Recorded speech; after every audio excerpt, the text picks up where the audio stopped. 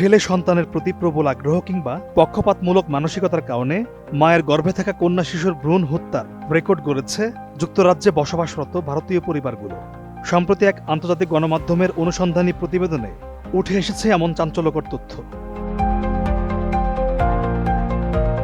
যুক্তরাজ্যের জনপ্রিয় সংবাদ মাধ্যম ডেইলি মেইলের এক অনুসন্ধানে দেখা গেছে যে দেশটিতে গেল 4 বছরে শুধুমাত্র ভ্রূণের লিঙ্গের কারণে শত শত গর্ভধারণ বাতিল করা হয়েছে।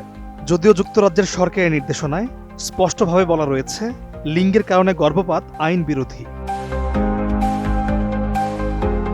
অফিস ফর ন্যাশনাল স্ট্যাটিস্টিক্সের তথ্য অনুযায়ী 2021 থেকে 2025 সালের মধ্যে যুক্তরাজ্যে ভারতীয় মায়েদের ক্ষেত্রে প্রতি 100 কন্যা শিশুর বিপরীতে জন্ম নিয়েছে গড়ে 118 জন পুত্র সন্তান, যেখানে সব জাতিগোষ্ঠী মিলিয়ে জাতীয় গড় হল প্রতি 100 কন্যা শিশুর বিপরীতে 105 জন পুত্র সন্তান। সরকারের নির্ধারিত সর্বোচ্চ গ্রহণযোগ্য সীমা 107। পরিসংখ্যানবিদদের মতে এই সীমার ঊর্ধ্বে জন্মহার থাকলে তা লিঙ্গ ভিত্তিক গর্ভপাত ও লিঙ্গ নির্বাচনী চিকিৎসা পদ্ধতির ইঙ্গিত দেয়।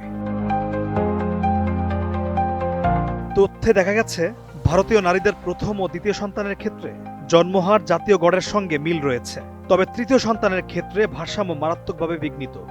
2021 থেকে 22 অর্থবছরে তৃতীয় সন্তানের ক্ষেত্রে অনুপাত ছিল 114 জন ছেলের বিপরীতে 100 জন মেয়ে। পরের বছর তা কিছুটা কমে 109 জন হলেও 2023 থেকে 24 অর্থবছরে তা আবারও বেড়ে দাঁড়ায় 118-তে এবং পরের বছরেও একই মাত্রায় থাকে। বিশেষজ্ঞদের ধারণা যেসব ভারতীয় মা এরই মধ্যে 2 কন্যা সন্তানের জন্ম দিয়েছেন তাদের অনেকেই তৃতীয়বার কন্যা ভ্রূণ হলে গর্ভপাত করাচ্ছেন। RICL TMX, যুগের পর যুগ স্থাপনা থাকে মজবুত। গৃহ সহিংসতা প্রতিরোধে কাজ করা সংস্থা জিনা ইন্টারন্যাশনালের প্রতিষ্ঠাতা রানী বিলখু বলেন, এই তথ্য স্পষ্টভাবে দেখাচ্ছে যে কন্যা সন্তানের তুলনায় পুত্র সন্তানকে অগ্রাধিকার দেওয়া হচ্ছে। স্বামী বা পরিবারের চাপেই অনেক নারী কন্যা সন্তানের ভ্রূণ নষ্ট করতে বাধ্য হচ্ছেন। আবার অনেক নারী নিজেও এমন মানসিকতায় বড় হয়েছেন যে ছেলে সন্তানের মূল্য বেশি, কারণ তারাই বংশের নাম বহন করে। তিনি বলেন, এটি শুধু গর্ভপাতের বিষয় না, এটি লিঙ্গ সমতার একটি গভীর সংকট।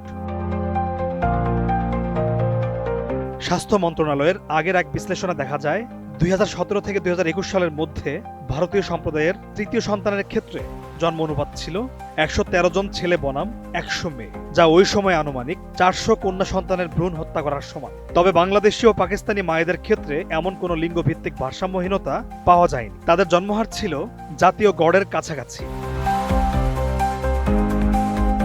পলাশ খান, এটিএন নিউজ।